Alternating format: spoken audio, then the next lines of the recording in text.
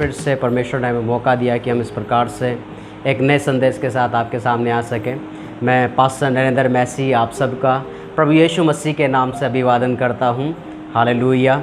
परमेश्वर के लोगों, पिछली जो 3 वीडियोस हमने जायंट्स लाइट में डाली हैं उसका बहुत ही ज़बरदस्त रिस्पॉन्स हमने देखा है और कुछ लोगों ने हमें फ़ोन के ऊपर बताया और वो आशित हुए। एक भाई थे, उन्होंने फ़ोन के ऊपर बताया कि वो डिप्रेस्ड थे, बहुत ज़्यादा डिप्रेशन के शिकार थे। और जब उन्होंने बुक ऑफ होशे प्रचार को सुना, उसके बाद वो कह रहे हैं कि वो प्रचार को सुनते ही वो चंगे हो गए। आमीन, हालेलुया। और हम चाहते हैं कि अगर आपके जीवन में इस प्रकार की कोई भी गवाही हो तो आप कमेंट सेक्शन में जाकर के उसे बता सकें ताकि और लोग भी आशित हो सकें। और आप हमें अपने प्रेयर रिक्वेस्ट भेज सकते हैं। हमारा ईमेल आईडी है zionmylight@gmail.com। आप इस ईमेल के ऊपर हमसे कांटेक्ट कर सकते हैं, अपने प्रेयर रिक्वेस्ट हमें भेज सकते हैं ताकि हम आपके लिए प्रार्थना कर सकें। हालेलुया। परमेश्वर का धन्यवाद हो। आज एक बार फिर से हम परमेश्वर के वचन के साथ हैं। एक बार यीशु मसीह ने कहा, लूका रचित सुसमाचार उसके 15 अध्याय 11 पद से लेकर के 32 पद तक, यीशु मसीह ने कहा कि एक पिता के 2 बेटे थे और उनमें से छोटे बेटे ने आकर के अपने पिता से अपने संपत्ति का हिस्सा मांगा और पिता ने उसकी संपत्ति का हिस्सा बांट करके उसे दे दिया। और कुछ दिन ना बीते थे कि वो अपना सारा सामान समेटकर दूर देश को चला गया। और परमेश्वर के वचन में लिखा है कि उस देश में अकाल आया और उसने अपना सारा पैसा कुकर्म में उड़ा दिया और किसी के यहाँ जाकर के काम करने लगा और वो सुअर के खाने को वहाँ पर खाया करता था। और एक दिन वो छुटका बेटा अपने आपे में आया और उसने कहा कि मेरे पिता के घर में जो मज़दूर हैं उन्हें भोजन से अधिक रोटियां मिलती हैं, पेट भर के वो खा पाते हैं, और अब इसलिए मैं वापस अपने पिता के घर जाऊंगा और मैं कहूंगा कि मैं इस योग्य तो नहीं रहा कि तेरा बेटा कहलाऊं, लेकिन मुझे एक नौकर के समान तो अपने घर में रख ले। और बाइबल में लिखा है कि यीशु मसीह आगे बताते हैं कि जैसे ही वो अपने घर पहुंचता है तो पिता उसे दूर से देख कर के दौड़ता है और गले लगाता है और कहता है कि इसके लिए जूते मंगाओ और अच्छे से अच्छा वस्त्र ला करके इसे पहनाओ और उसके हाथ में अंगूठी पहनाओ और इसके लिए भोज तैयार किया जाए। और लिखा है कि तभी बाज़ार से खेत से उसका बड़ा भाई वापस आता है और वो एक सेवक को बुला करके उस उन्माद का, उस आनंद का समाचार पूछता है कि ये इतना शोर, आनंद का शोर किस प्रकार से हो रहा है। तो वो दास बताता है कि तेरा भाई जो चला गया था वापस आया है और उसकी खुशी में तेरे पिता ने इस भोज का आयोजन करा है। और ये बात सुन करके जो बड़ा बेटा था वो क्रोधित हुआ और जा कर के अपने पिता से कहने लगा कि मैंने तेरी सेवा इतने साल तक करी है और तूने आज तक मुझे एक छोटा बकरी का बच्चा भी नहीं दिया कि मैं एक भोज तैयार कर सकूं। लेकिन वो उसने सब कुछ लेकर के चला गया था और वो वापस आया है और तूने उसके लिए इतना बड़ा भोज दिया है। परमेश्वर का धन्यवाद हो। आज हम इस पैसेज के ऊपर ध्यान करने जा रहे हैं। इसके गूढ़ भेद की बातों को आज के संदेश में हम समझेंगे।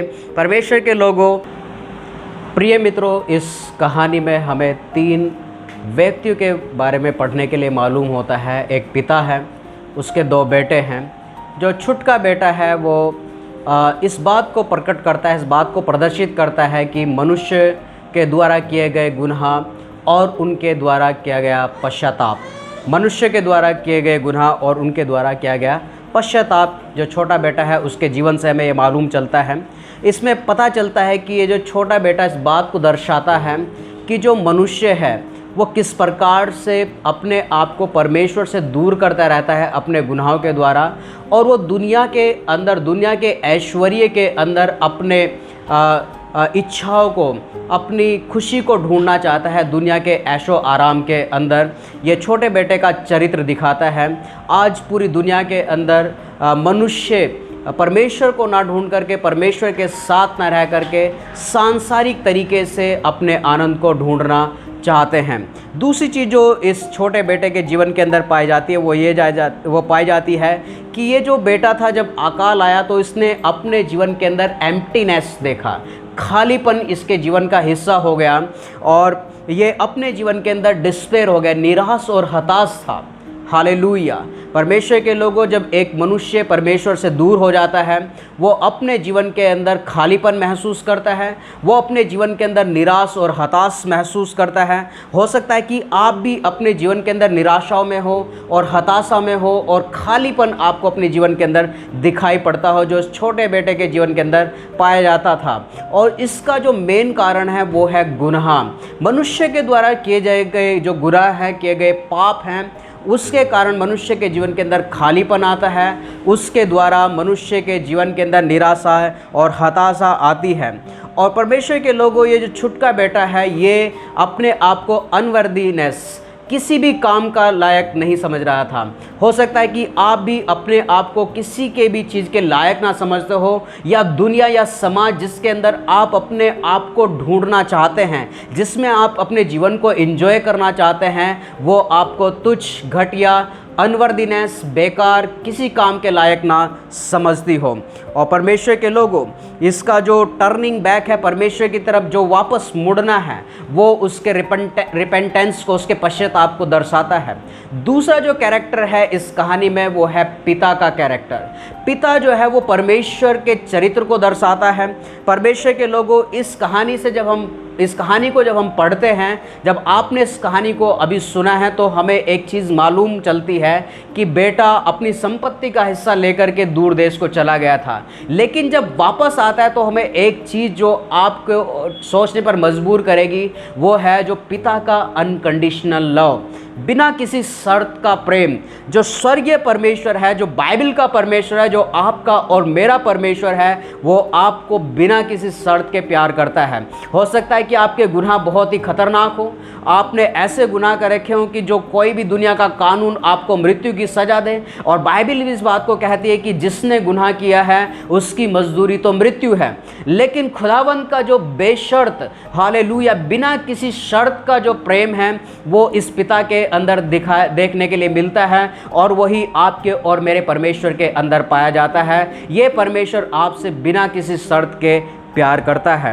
परमेश्वर के लोगों, जब ये छोटा लड़का था, जब ये परमेश्वर के अपने पिता के पास वापस आ रहा था, तो उसने अपने मन के अंदर जब वो सूरों की फली खाता था, सूरों का चारा जब वो खा रहा था, तब उसने सोचा था कि मैं जा करके अपने पिता के सामने गिड़गिड़ाऊंगा और उससे विनती करूंगा। परमेश्वर के लोगों, कहानी से पढ़ करके यही लगता है कि उसको इस प्रकार से गिड़गिड़ाना चाहिए था, उसको बहुत फूट फूट करके रोना चाहिए था, उसको परमेश्वर के सामने आकर के अपने आप को पटक पटक के मारना चाहिए था, लेट लेट करके उसे सड़क के ऊपर जाना चाहिए था, बहुत भारी भरकम सामान और बहुत कष्टों के साथ जो है उसे परमेश्वर के पास जाना चाहिए था, ताकि परमेश्वर प्रसन्न हो सके। लेकिन इसके विपरीत ये परमेश्वर जो ये पिता के रूप में हमें यहाँ इस कहानी में मिलता है कि वो ईगरली, बहुत ही उत्सुकतावश वो उस बेटे का इंतजार कर रहा था कि उसका बेटा एक दिन वापस आएगा अपने पिता के पास। और जैसे ही पिता ने देखा कि उसका बेटा दूर से चला आ रहा है, तो पिता दौड़ करके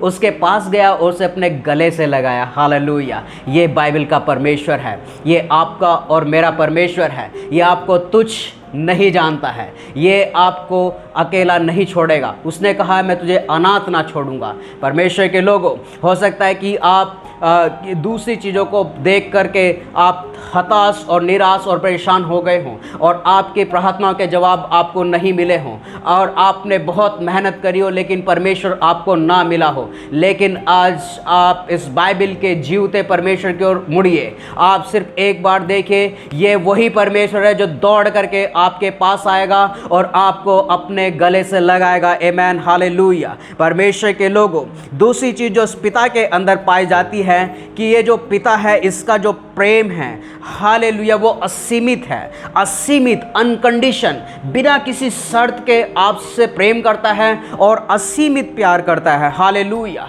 और परमेश्वर के लोगों, जब उस छुटके बेटे ने निर्णय लिया कि वो पश्चाताप करेगा, वो वापस अपने परमेश्वर की ओर आएगा, परमेश्वर के लोगों, उसके पश्चाताप के अंदर इतनी सामर्थ्य है कि इस परमेश्वर ने एक बड़ा फिस्ट अपने बेटे के लिए रख दिया, एक बड़ी जेवनार की तैयारी कर दी। जब आप मुड़ते हैं तो ये परमेश्वर आपके लिए एक बड़ी जेवनार करना चाहता है, ये एक बड़ा भोज आपके लिए तैयार करना चाहता है, जिसमें आप तृप्त होंगे, जिसमें आप शांति में और आनंद में आएंगे, जिसमें आपकी भूख और प्यास मिटाई जाएगी, जिसमें आपकी निराशाएं खत्म हो जाएंगी, जिसमें आपकी हताशा जाती रहेंगी। जब शैतान और दुष्ट आत्माएं और बीमारियां और संसार आपको अनवर्दी दिखाता है, आप किसी काम के लायक नहीं समझे जाते हैं, जब आप इस यहोवा परमेश्वर के पास आएंगे, परमेश्वर के लोगों, ही विल मेक यू वर्दी, वो आपको योग्य बनाएगा, आप योग्य होंगे, आप ऊंचे पर होंगे। परमेश्वर के लोगों,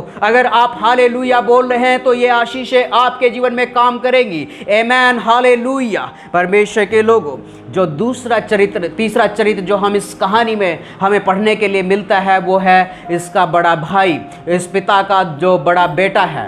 आमेन। और इस बेटे का जो चरित्र है वो हमें एक चीज़ दिखाता है, और वो ये है कि सेल्फ राइचसनेस, उसकी अपनी धार्मिकता। परमेश्वर के लोगों, ये जो बड़ा बेटा था ये परमेश्वर के साथ रहता था, इसने कोई अपनी संपत्ति नहीं ली थी, इसने फैसला लिया था कि ये परमेश्वर के साथ ही रहेगा। लेकिन इस लड़के के अंदर, बड़े बेटे के अंदर अपनी खुद की धार्मिकता थी। उसको लगता था कि जो परमेश्वर का जो अनुग्रह है, जो गॉड्स ग्रेस है, वो उसकी मेहनत का फल है। हालेलुया। परमेश्वर के लोगों, परमेश्वर का जो अनुग्रह है वो बेशकीमती है और वो कमाया नहीं जा सकता है। लेकिन जो बड़े बेटे का चरित्र है वो इस बात को दर्शाता है कि एक फरीसी जैसा चरित्र, फरीसी जो है जो पाखंडपन को दिखाते हैं। हो सकता है कि आप कहते हूँ कि मैं बहुत उपवास रखता हूँ, मैं बहुत प्रार्थनाएं करता हूँ, मैं बहुत परमेश्वर के वचन को जानता हूँ, हम तो पुराने विश्वासी हैं, हम तो सालों से मसीह हैं, हमारे दादा परदादा मसीह हैं, और जो परमेश्वर का ग्रेस है, जो गॉड्स ग्रेस है, वो हमारी बपौती है, वो हमारे बाप दादों का और हमारा जो है वो हमारी मेहनत का फल है। लेकिन ग्रेस जो है, अनुग्रह है, वो किसी की मेहनत का फल नहीं है, ये तो परमेश्वर का अनुग्रह है। हालेलुया।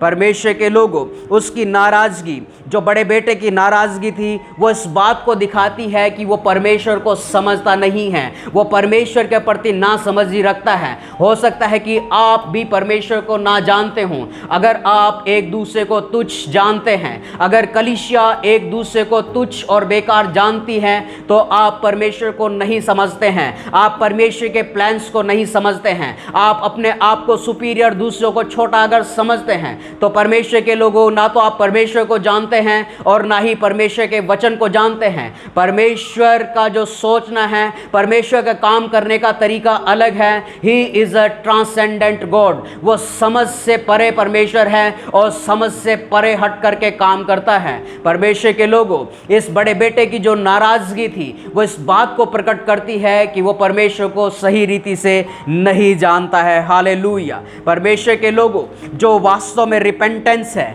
हालेलुया, ये जो दृष्टांत है, ये इस बात को दिखाता है कि कोई भी बात क्यों ना हो, लेकिन जो सच्चा पश्चाताप है वो आपके लिए परमेश्वर के अनुग्रह के दरवाजे खोलता है। हालेलुया। इस दृष्टांत से पढ़ करके ये बात मालूम होती है कि चाहे कोई भी मैटर क्यों ना हो, no matter what is going on, no matter what it take place, ये मैटर करता ही नहीं कि क्या घटना घटी, क्या है, क्या आपके जीवन के अंदर चल रहा है। लेकिन अगर आप सच्चा पश्चाताप करते हैं तो परमेश्वर के अनुग्रह के दरवाजे आपके लिए खोल रहे हैं। मेरे भाई, मेरी बहन, जो आज आप इस संदेश को सुन रहे हैं, तो परमेश्वर के अनुग्रह के दरवाजे तेरे लिए खुल रहे हैं यीशु मसीह के नाम में, और आप बड़े अनुग्रह से आशीष होने जा रहे हैं। दूसरी चीज, जब एक सच्चा पश्चाताप एक व्यक्ति करता है अपने जीवन के अंदर, हालेलुया, तो परमेश्वर की जो पश्चाताप का जो आप पश्चाताप करते हैं, उसके जो उपहार हैं, उसकी भेंट आपके जीवन के अंदर काम करती है।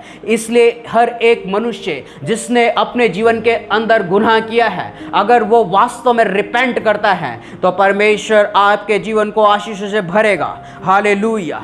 दूसरी चीज जो इस दृष्टांत में हमें मालूम चलती है वो है परमेश्वर की दया, परमेश्वर की जो कंपैशन है वो इस बात को दिखाती है।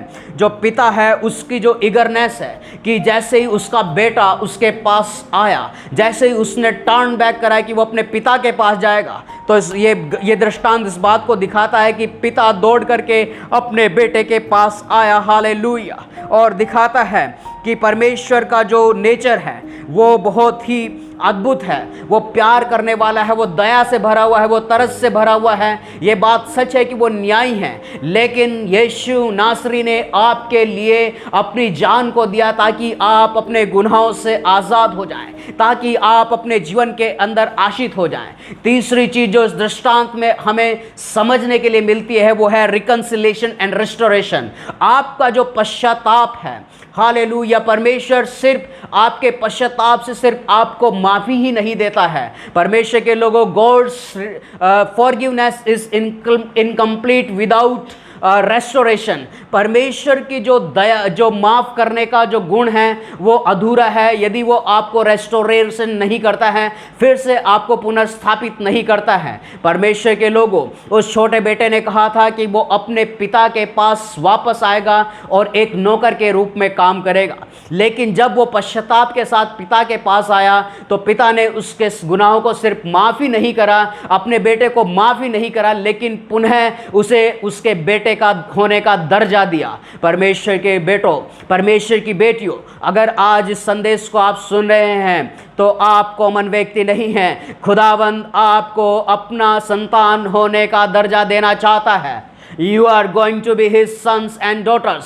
आप उसके बेटे और बेटियां होंगे, आप उसके राज्य के वारिस होंगे। परमेश्वर के लोगों, ये बड़े बड़े काम और अद्भुत काम खुदाबंद आपकी जिंदगियों में इस वचन के द्वारा करना चाहता है। तीसरी चीज़ जो इस दृष्टांत में हमें मिलती है पढ़ने के लिए, समझने के लिए, जो आज परमेश्वर का आत्मा आपसे बात कर रहा है, वो है ह्यूमन रिलेशनशिप एंड फॉरगिवनेस। जब आप परमेश्वर के पास आते हैं तो हमें मालूम चलता है कि परमेश्वर की जो दया है, परमेश्वर की जो फॉरगिवनेस है, परमेश्वर का जो रेस्टोरेशन है, वो आपका और परमेश्वर के साथ एक मजबूत संबंध है। वो आपका और परमेश्वर के बीच में मेल मिलाप है। परमेश्वर के लोगों, वो आपके और परमेश्वर के बीच में रिकंसिलेशन है। वो आपके और परमेश्वर के और सारे उसके बेटे बेटियों के बीच में एकता है, यूनिटी है, ताकि एक साथ मिलकर के हम खुदावंद की आराधना करें। आइए हम अपनी आंखों को बंद करेंगे इस समय और प्रार्थना करेंगे। प्यारे पिता परमेश्वर, मैं यीशु मसीह नासरी के नाम से इस समय प्रार्थना करता हूँ। परमेश्वर के लोगों, हालेलुया, हे पिता परमेश्वर, जिस भी भाई और बहन इस संदेश को आज सुन रहा है, प्रभु उसकी ज़िंदगी बदल जाए, उसके जीवन में स्वर्ग डायरेक्ट तरीके से इंटरवेन करे। परमेश्वर पिता, आज एक भोज तैयार हो, एक जेवनार तैयार हो, क्योंकि ये जो भाई, ये जो बहन आज इस संदेश को सुन रहे हैं, ये आपके राज्य का वारिस हो जाए और प्रभु आपके अनुग्रह की दृष्टि इनके ऊपर होए और बड़े बड़े और अद्भुत काम इनकी जिंदगियों में होने पाए। हे परमेश्वर पिता, आपकी बड़ी दया इनके जीवन के अंदर होए। मैं यीशु मसीह के नाम से इन्हें ब्लेस घोषित करता हूं और प्रभु जिनके परिवार, इनके लोग प्रभु यीशु के नाम से आशीष होएं।